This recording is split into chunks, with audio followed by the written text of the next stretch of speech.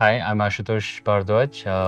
I'm an SVP at Straive, heading our banking and financial services practice. Come with more than 15 years of experience in banking financial services across clients, across portfolios, and across functional areas. If you look at some research, right, and if you read McKinsey's survey on what is Gen AI going to impact over the next few years, they're talking about 2.5 to $4.5 trillion of impact every year across industries, and banking is at the forefront of it, right? So almost 10% of that is going to come from banking and financial services. And within that as well, right, most of what they are talking about is primarily gains from increasing the productivity, right? So that's what they're looking at, and they're not counting too much on how much revenue improvement that's going to come due to generative AI. So if we talk about Gen AI in banking and financial services, right, it's one of the leading industries in terms of the impact Gen AI is going to create, right? The secondly, if we look at what they're talking about in terms of the gains is primarily productivity gains. So they haven't accounted a lot for revenue increases due to Gen AI implementations at banking financial services. Uh, how it is being implemented right now is primarily from operating efficiency perspective. So banks are increasing their operating efficiency through reducing cost of their operations. A lot of banking operations are very tedious, needs a lot of interaction with the agents or people processing the applications, as well as doing a lot of manual tasks, whether it's compliance, whether it's originations, whether it's KYC, right? So a bunch of processes take a lot of time, a lot of manual inputs, and that's being lowered because of Gen AI. And those are some of the leading implementations right now. So if we talk about what's going on in banking and financial services right now, firstly, customer experience. So a lot of work on virtual assistants, a lot of work on agent assist in the customer service area, and how it is going to go forward is primarily some of the areas that are coming up is fraud analytics, right? So bringing fraud, financial crime into one place where you can cross leverage efficiencies and analyze those large data of transactions to create meaningful impact on the outcomes, right? So that's another one. The last one, which nobody's focusing on right now, and it's going to come, is primarily from a revenue perspective, which is highly personalizing marketing content, right? So that's not the focus at banking, but that's focus at everywhere else, how to personalize content.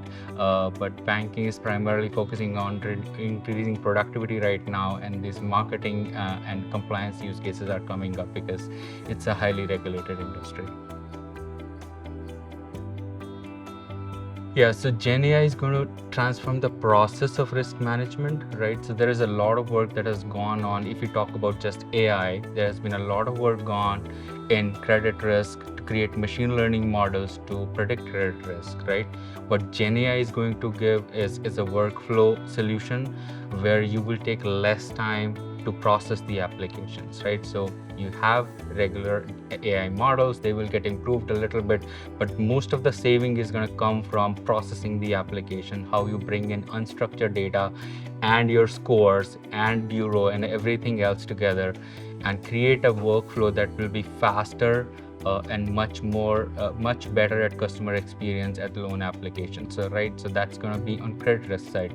If we talk about fraud has always been it was probably the first area being impacted by machine learning and AI, right? But right now with Gen AI, it's going to bring in a lot more nuance into how the customer is interacting with the payment terminals, with the bank, and bring in a lot of financial crime data as well into fraud. So fraud and AML is going hand in hand right now, and all of the areas, including financial crime, are going to come together and create a more holistic and faster solution for fraud models and increase effectiveness of fraud prediction, as well as even in investigations, right? So prediction is one thing that is primarily solved through AI, But investigation is something that's going to get a lot more focus from Gen AI, because investigation needs bringing a lot of data, structured and unstructured, from multiple places, and the agent has to look at it, analyze, and give a decision, right? So all of that process is going to be enhanced with Gen AI, where we're going to be able to use unstructured and structured data together,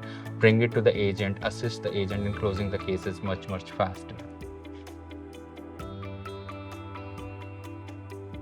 Compliance is more about regulations, right? So banks are not doing much right now in compliance, but compliance is a total cost for the bank, and very tedious processes, a lot of regulatory requirements of maintaining documentation, maintaining chain of data, right? And making sure they're tracking the customer throughout the customer journey, right? So not only at origination, but even when the customer is with the bank, you have to keep tracking and make sure that they are not doing any financial crimes, right? So those kind of compliance activities, I think there's a lot of process involved, and that's what Gen AI is best at, right? So bringing structured, unstructured data together, solving that problem, as we've been talking about in other use cases, to reduce manual effort, right? And remember, it's just a cost for the bank, right? So they would want to heavily reduce that effort, as well as get better at compliance, right? So that they don't get fines and they're able to get ahead of the curve on regulatory compliance. But that's coming up just because it's a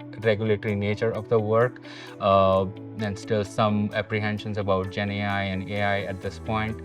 But it's going to get impacted very heavily, because it's a lot of tedious work that goes into doing this.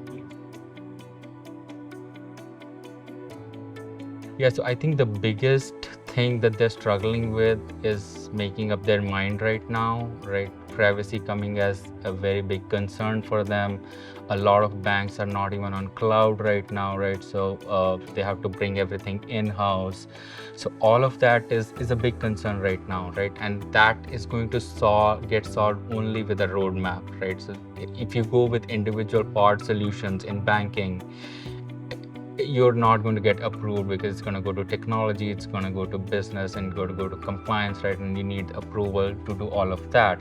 But you need to have a roadmap and an enterprise strategy on how you will work on Gen AI. And it's an imperative for banking and financial services, right? It's not a question of doing or not doing it. If you're not doing it, given how operating efficiency at the banks work, if somebody is able to do it and reduce costs by 10%, they're going to have a very big advantage in terms of getting more customers, pricing lower, getting more business, right? And getting better customer experience as they go with. So it has to be done, but you need to have the roadmap and holistic view of what the enterprise strategy around Gen AI is.